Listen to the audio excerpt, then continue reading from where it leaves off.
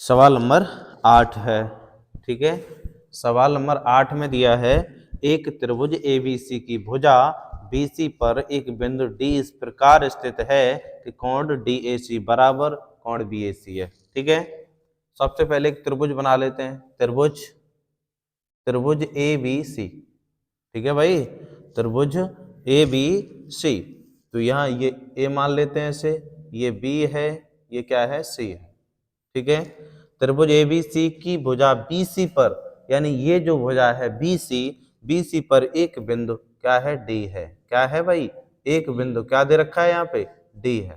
ठीक है, एक बिंदु डी है, इस प्रकार स्थित है कि कोण एडी, कोण एडीसी, यानी यहां से एक ये क्या पड़ रही है, यहां से ये माध्यिका है, मध्य बिंदु। ठीक है, माध्यिका है, तब उसने दे दिया है कोण DAC बराबर होगा कोण किसके, BAC के।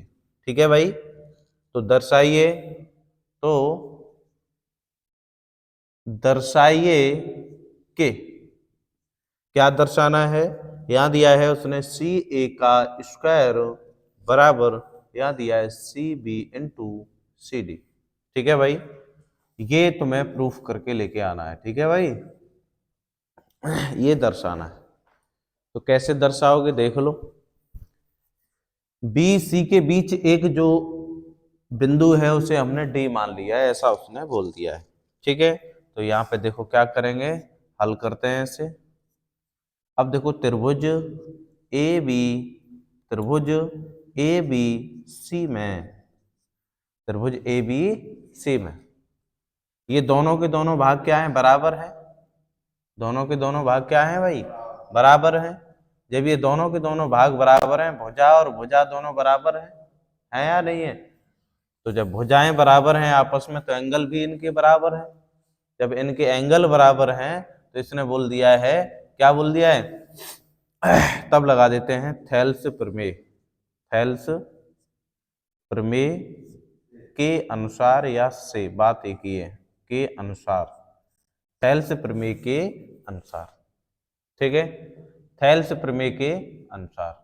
तो यहां से आ जाएगा सी ए, देखो इधर सी से लेके ए, ये सी ए है, तो यहां आ जाएगा सी A upon C A upon क्या हो जाएगा, सी ए अपॉन क्या हो जाएगा, ये बी सी या सी बी। ठीक है, C A upon C B, C A upon C B बराबर, बराबर यहां आ जाएगा सी डी।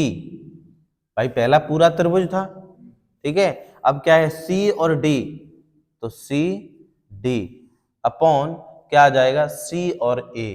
ठीक है, ये वाली भुजा, ये वाली भुजा, बाकी की ये पूरी बड़ी वाली भुजा, और ये, तो क्या हो जाएगा यहां से सी ए। समझ गए, ठीक है, सी डी, उसके बाद में सी ए, उससे पहले सी ए अपॉन सी बी या बी सी।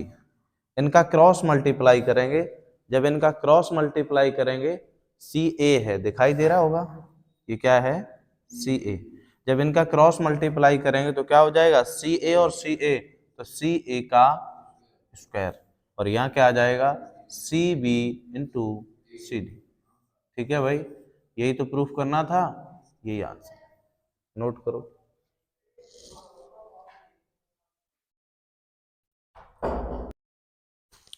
सवाल नंबर 9,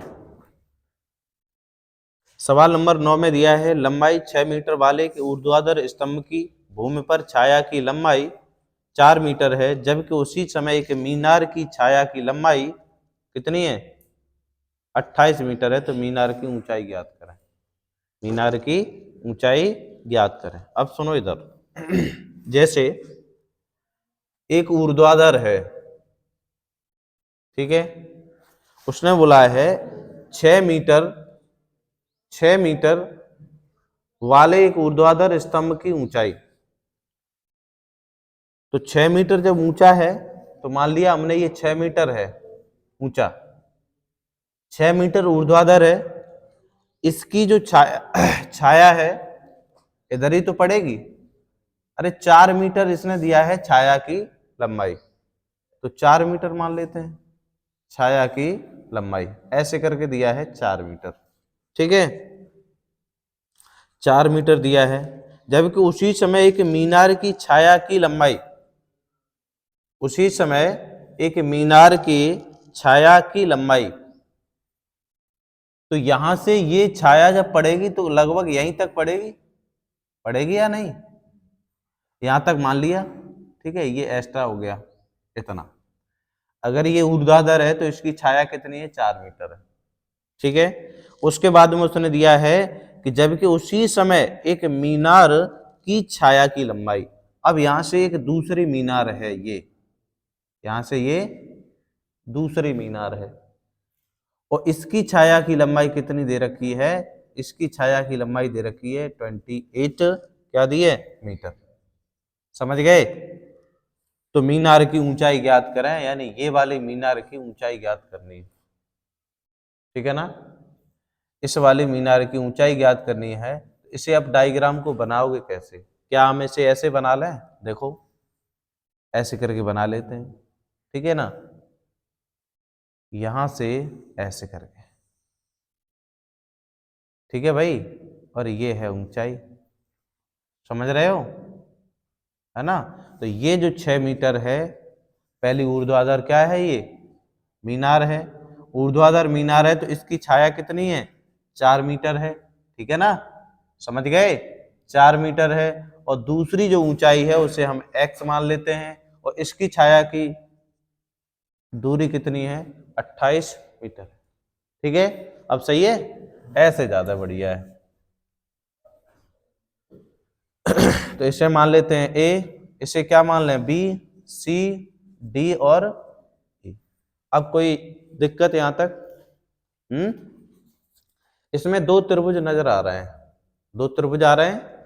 पहला तो ये है, पहला पूरा बड़ा वाला, तो यहां लिखोगे क्या, त्रिभुज, हल करेंगे जब इसे, तो त्रिभुज ए बी ई में, ए बी ई एवं त्रिभुज सी डी ई में, सी डी ई में।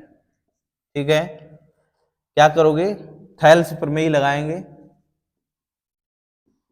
थेल्स प्रमेय, थेल्स प्रमेय से क्या हो जाएगा, A B upon, A B upon, यहां से आ जाएगा ए बी अपॉन, भाई जब ये दोनों की दोनों रेखाएं अगर बराबर हों, इनके अनुपात क्या हो जाएंगे, बराबर हो जाएंगे या नहीं, बिल्कुल हो जाएंगे। तो यहां से आ जाएगा A B upon B D, क्या हो जाएगा, बी और डी, ए बी अपॉन हो जाएगा ये बी डी बराबर C D upon, C D upon क्या हो जाएगा, डी ई, क्या हो जाएगा, डी ई। यहां तक कोई दिक्कत किसी को। ए बी का मान कितना है, 6, बी डी का मान कितना है, 4, और इसका मान x, सी डी का और इसका कितना है, 28। ठीक है, तो यहां से इसे काट लो, 4 एकन 4, 4 सत्ते 28, तो 6/1 upon x upon 7 cross multiply, तो x बराबर 7 कितना आ जाएगा, 42 मीटर आ रहा है। कितना आ रहा है, 42 मीटर आ रहा है x का मान। यही तो पूछा था, क्या पूछा था, ऊंचाई पूछिए, तो यहां लिख दो। अतः किसकी ऊंचाई तो पूछी थी भाई, अतः मीनार की ऊंचाई, मीनार की ऊंचाई, अतः मीनार की ऊंचाई कितनी है, 4 मीटर है, ऐसे करके लिख लो। नहीं 4 नहीं, 42 मीटर, कितनी है, 42 मीटर है। ठीक है भाई, नोट करो। फिर समझो भाई, इंपॉर्टेंट सवाल है, ठीक है ना। क्या दिया था इसने, पहले एक ऊर्ध्वाधर, ऊर्ध्वाधर का मतलब ये होता है कि कोई मीनार खड़ी है, ठीक है। क्षैतिज की बात करता तो कोई मीनार लेटी हुई है, ठीक है। तो ऊर्ध्वाधर यानी ऊर्ध्वाधर का मतलब ये होता है कि कोई मीनार एक खड़ी है, उस खड़ी मीनार की जो लंबाई है वो 6 मीटर है। उसके बाद में इसकी कुछ छाया है, तो छाया ये ऊपर से अगर सूर्य की किरणें इधर से पड़ेंगी तो छाया इधर ही तो पड़ेगी। तो यहां से ये क्या है, छाया इसकी कितनी है, 4 मीटर है। उसके जस्ट बाद एक मीनार और खड़ी है, ठीक है, इसकी हाइट निकालनी है, पर इसकी हाइट निकालने के बाद उसने छाया दे रखी है, इसकी कितनी दे रखी है, 28 मीटर की छाया है। जब 28 मीटर की छाया है तो देखो ये त्रिभुज बना लिया हमने, एक बड़ा त्रिभुज और एक छोटा। यहाँ से पूरा देखो बड़ा और यहाँ से देखो एक छोटा त्रिभुज बन गया। तो बस त्रिभुज एबीसी एवं सीडीई में थेल्स प्रमेय से तो ए बी अपॉन क्या हो जाएगा, B D, A B upon B D, C D upon D E, C D upon D E. बस कैलकुलेट किया, आंसर आ गया। ठीक है, सवाल नंबर 10। सवाल नंबर 10 में क्या दिया है, एडी और पीएम त्रिभुजों एबीसी और पीक्यूआर की क्रम से माध्यिकाएं हैं। एडी और पीएम क्या है, ये माध्यिकाएं हैं त्रिभुज एबीसी और पीक्यूआर की। जबकि चलो बना लेते हैं, त्रिभुज बना लेते हैं, त्रिभुज एबीसी, त्रिभुज एबीसी, ठीक है, और यहां से लेके एक माध्यिका पड़ी हुई है, माध्यिका जो है वो क्या है, यहां से लेके ये एक माध्यिका है डी, ठीक है, एडी, ये क्या है, माध्यिका है। दूसरा त्रिभुज उसने दिया है पी क्यू आर, ठीक है ना, तो P और यहां आ जाएगा Q और ये क्या है R। तो ये जो माध्यिका है वो कौन सी है, ये माध्यिका है P से लेके M, ठीक है भाई, ये माध्यिकाएं हैं। जबकि उसने दिया है, जबकि क्या दिया है, त्रिभुज ए बी सी समरूप होगा किसके, त्रिभुज पी क्यू आर के। ये क्या है भाई, समरूप हैं, एक दूसरे कैसे हैं, बिल्कुल समान हैं त्रिभुज, ठीक है। तो सिद्ध कीजिए, तो सिद्ध करना है भाई, क्या सिद्ध करना है, ए बी अपॉन क्या हो जाएगा, P Q, A B upon P Q और ए डी अपॉन क्या हो जाएगा, पी एम, ठीक है। ये प्रूफ करना है, ये सिद्ध करके लेके आना है, ठीक है ना। तो देखिए भाई कैसे सिद्ध करेंगे, तो यहां से कर लेते हैं ऐसे सिद्ध। देखो सबसे पहले त्रिभुज एबीसी, त्रिभुज ए बी सी एवं त्रिभुज पी क्यू आर में, ठीक है, दो ही त्रिभुज हैं तुम्हारे लिए, त्रिभुज ए बी सी एवं पी क्यू आर में, ठीक है। क्या करोगे, ये जो है एंगल देखो ए और ये भी है ए एंगल, तो क्या करोगे, यहां लिखो कोण ए बराबर कोण पी, ये क्या है, एकांतर कोण है, एकांतर कोण है, समझ गए, एकांतर कोण है। जब एकांतर कोण है तो आपस में बराबर होंगे, क्योंकि ये समरूप भी तो है, आपस में समरूप है। तो यहां से देखो क्या करोगे, भुजा भुजा एंगल यानी अंश भुजा, और क्या मान सकते हैं, भुजा टू भुजा, भुजा की कसौटी की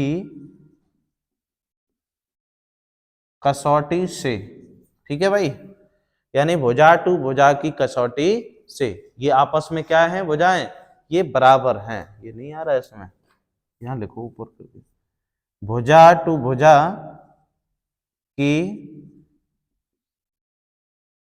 कसौटी से, ठीक है, अब दिखाई दे रहा है, अब दिखाई दे रहा है, ठीक है ना। इनकी भुजाएं अगर देखो तो ये भी आपस में क्या है, बराबर हैं, इनकी भुजाएं क्या हैं, आपस में बराबर हैं, इनकी भुजाएं बराबर हैं। उसके बाद में जब इनकी भुजाएं आपस में बराबर हैं तो त्रिभुज त्रिभुज एडीसी समरूप होगा त्रिभुज पीएमआर के, पीएमआर ये क्या होंगे, आपस में बराबर होंगे, एंगल भी इनके क्या होंगे, बराबर होंगे, होंगे या नहीं होंगे। तो उसके बाद जब ये आपस में बराबर होंगे तो फिर हम लिख सकते हैं त्रिभुज एबीसी त्रिभुज ए बी सी समरूप होंगे किसके? त्रिभुज पी क्यू आर के। बस कुछ करना नहीं था इसमें, यही तुम्हारा आंसर है जब ये आपस में बराबर हैं।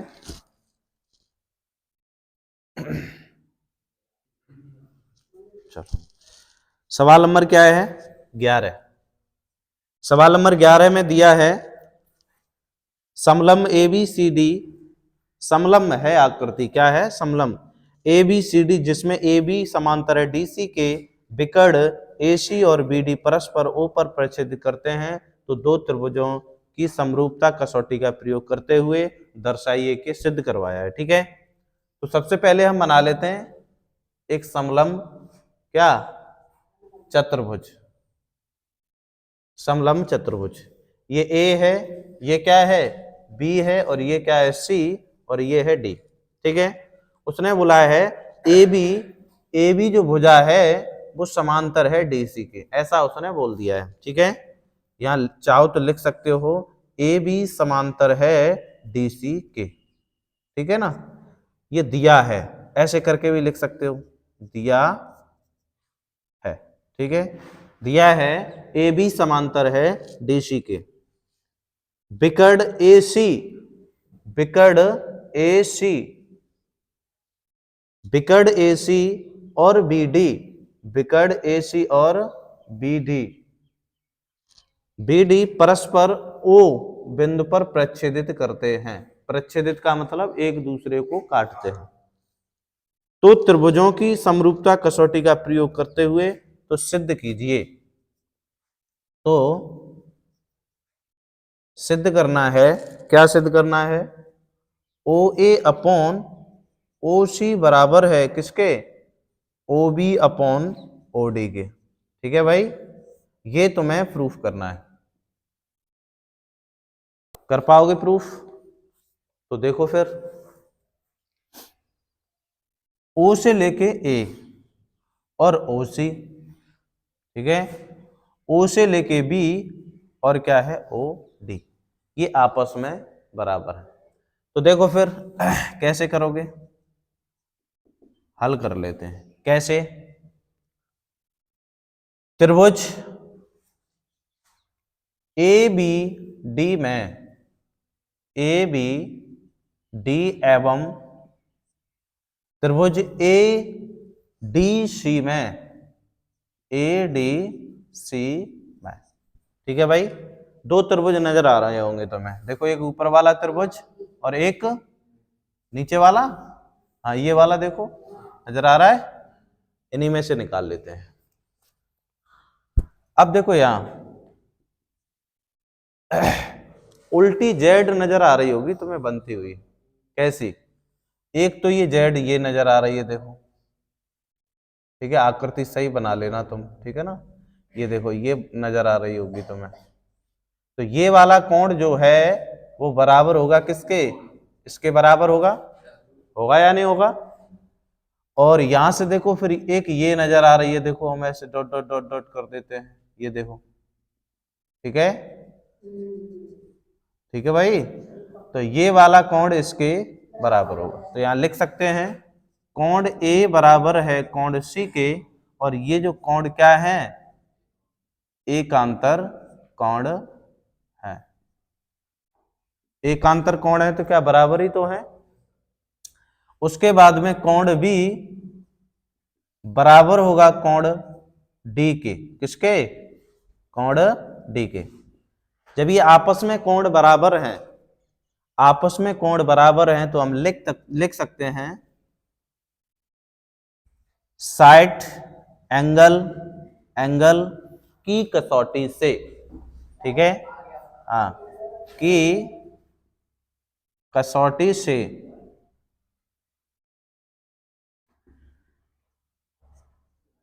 समझ गए भाई? 60 यानी भुजा, एंगल यानी अंश अंश। ठीक है, क्योंकि दोनों के दोनों क्या है? ये बराबर है। एकांतर कोण क्या है? बराबर है। जब ये बराबर है तो इनकी कसौटी से हम लिख सकते हैं, क्या लिख सकते हैं? यहां ये आ नहीं रहा है, इधर लिख दो ऊपर, यहां लिख दो भुजा अंश और अंश, ठीक है, की कसौटी से, की कसौटी से, ठीक है अल्लाह, की कसौटी से। समझ गए? क्या समझे? इनकी भुजाएं भी आपस में बराबर हैं। जब एंगल बराबर है तो इनकी भुजाएं भी आपस में बराबर होंगी।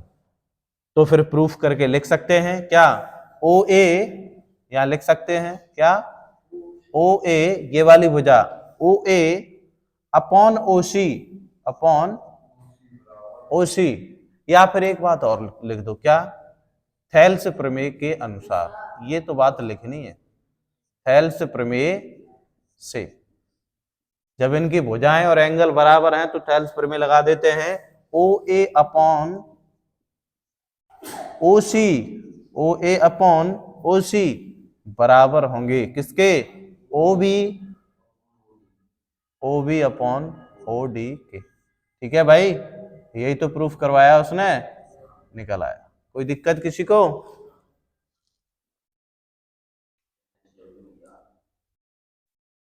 यहां चाहो तो भुजा कोण ऐसे भी लिख सकते हैं, ठीक है, भुजा कोण, कोई दिक्कत नहीं, वो भी सही है, ठीक है। कोण, भुजा कोण, कोण की कसौटी से। अंश न लिखो तो भुजा कोण कोण कर दो, ठीक है। सवाल नंबर है 12। सवाल नंबर 12 क्या है, दी गई आकृति में, दी गई आकृति में, तो आकृति सबसे पहले बना लेते हैं। क्या दिया है आकृति में, देख लो, शांत रहो अल्लाह। दी गई आकृति में ये टी है और ये क्या है, आर है, और ये क्या है, क्यू है, ठीक है। ये कोण क्या है, 1 है, और यहां पे एक पॉइंट दिया है, तो यहां से ये भुजा ये है, ये क्या है, पी है, और ये यहां से एक और पॉइंट दे रखा है, ये क्या है, एस है, ठीक है, और ये है 2, और यहां दिया है आर, ठीक है ना। तो ये उसने पहले से क्या दिया है, आकृति दे रखी है, और बोला है क्यू, क्यू आर अपॉन क्या दिया है, क्यू एस बराबर है किसके, Q T upon P R, ठीक है। तथा कोण 1 बराबर कोण 2, कोण 1 बराबर 2 है। तो सिद्ध कीजिए या दर्शाइए, तो दर्शाइए, क्या दर्शाना है भाई, त्रिभुज P Q, P Q S समरूप है, समांतर है त्रिभुज टी क्यू आर के, ठीक है, टी क्यू आर के। ये क्या है अल्लाह, आपस में क्या है, समांतर हैं या समरूप हैं और बराबर हैं, ठीक है। तो यहां से देखो कैसे हल करोगे, हल करते हैं। त्रिभुज टी आर क्यू में या टी क्यू आर में, टी क्यू आर में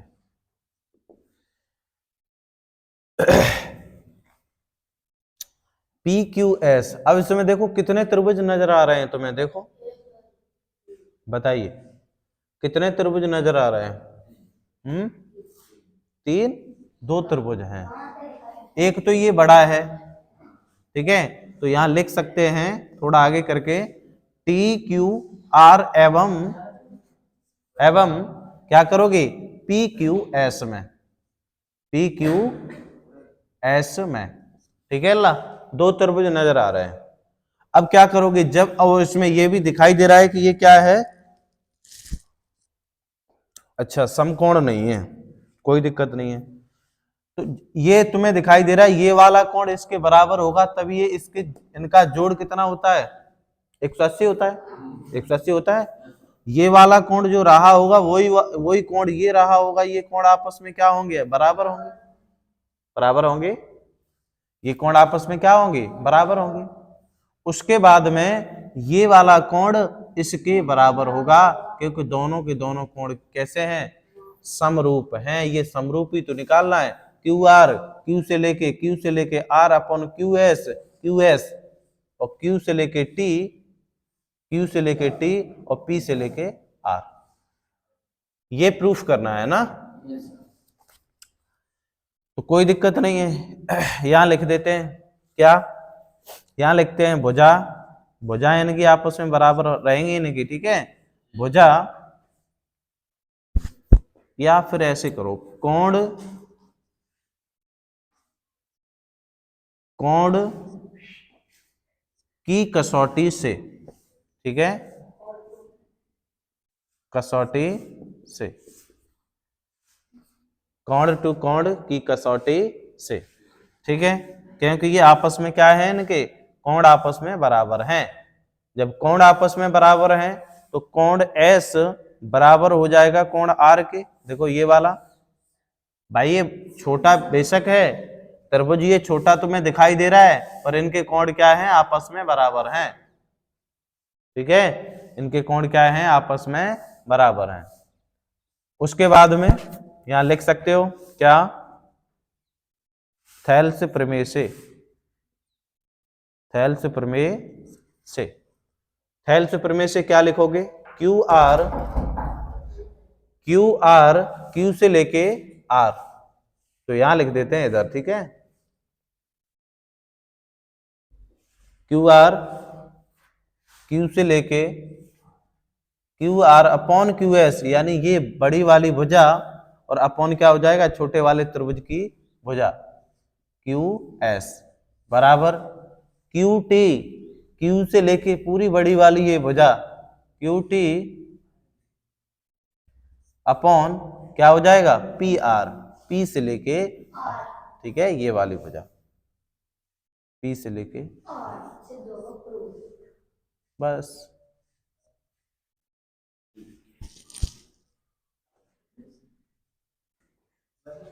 देखो इधर सवाल नंबर 13, सवाल नंबर 13 में दिया है, दी गई आकृति में त्रिभुज एबीसी शीर्ष एडी और सीई परस्पर बिंदु पी पर प्रच्छेदित करते हैं, तो दर्शाइए के। तो सबसे पहले इधर देखो अल्लाह, सबसे पहले बना लेते हैं त्रिभुज यानी आकृति, ठीक है, ये आकृति ऐसे दे रखी है उन्होंने, उसके बाद में एक ऐसे करके दे रखी है, ठीक है ना, और ये क्या है, समकोण है, 90 अंश है, क्या है, ई पॉइंट है, ये ए है तो ये क्या है, बी है, ये बी है तो ये क्या है, सी है, तो ये डी है, ठीक है, और इधर ये भी समकोण बनता है, ठीक है, जहां तुम्हारा समकोण त्रिभुज बन रहा होगा तो यहां से देखो, नहीं, जहां तुम्हारा 90 अंश बन रहा होगा तो वो समकोण त्रिभुज होगा, जहां ये 90 अंश बन रहा है तो ये देखो समकोण त्रिभुज है या नहीं है, बिल्कुल समकोण त्रिभुज है, ठीक है। तो उसने बोला है, क्या दिया है, उसने दिया है एक पॉइंट पे दिया है कि त्रिभुज एईपी समांतर होना चाहिए त्रिभुज सी डी किसके, पी के, ठीक है, सी डी पी के।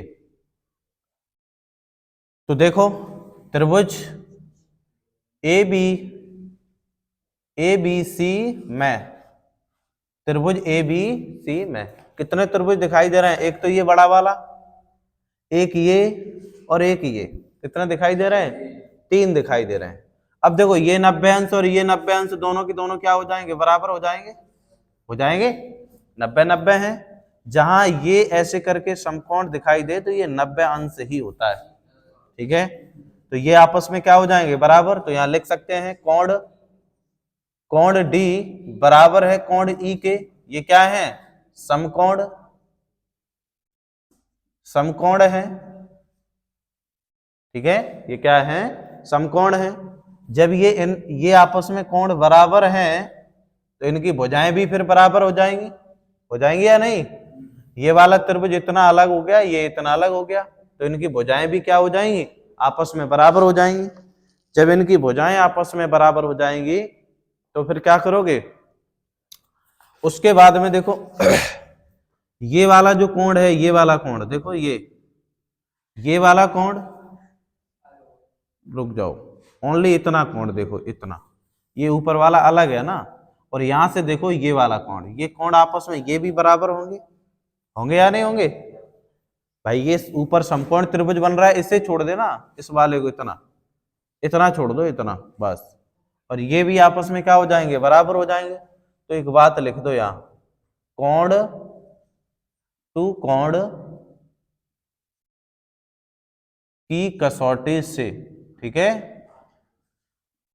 कसौटी से, कोण टू कोण कसौटी से AEP, AEP कहाँ था इसमें, P दिया है क्या? अच्छा 1 पॉइंट, अच्छा ये प्रच्छेद बिंदु है, ठीक ठीक ठीक, ये P, AEP, तो A से लेके E से लेके P, ये वाला त्रिभुज समरूप है किसके, त्रिभुज CPD, C से लेके P से लेके D, ठीक है। ये दो त्रिभुज देखो, ये एक ये और एक ये, ठीक है ना। अब सुनो इधर, ये 90 अंश है तो ये लंब ही तो पड़ रहा है, इधर ये 90 है, इधर भी तो 90 होगा, लंब पड़ रहा है या नहीं पड़ रहा है, ये भी तो 90 होगा।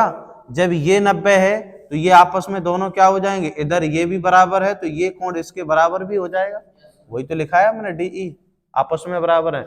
जब ये आपस में बराबर है तो कहीं ना कहीं समकोण ये भी बन रहा है, देखो बन रहा है, इतना भी ये इसके बराबर बन रहा है या नहीं बन रहा है, दोनों आपस में क्या है, कोण बाई कोण, कोण टू कोण की कसौटी से दोनों कोण क्या है, ये आपस में बराबर है। जब बराबर है तो हम लिख सकते हैं क्या, त्रिभुज, त्रिभुज AEP समरूप होगा त्रिभुज किसके, CPD के, ठीक है भाई। बस कोण देखें हमने इनमें, और कुछ नहीं, ये हो गया आंसर, और क्या। आगे जो पार्ट रह गए हैं वो हम कल कराएंगे, ठीक है अल्लाह।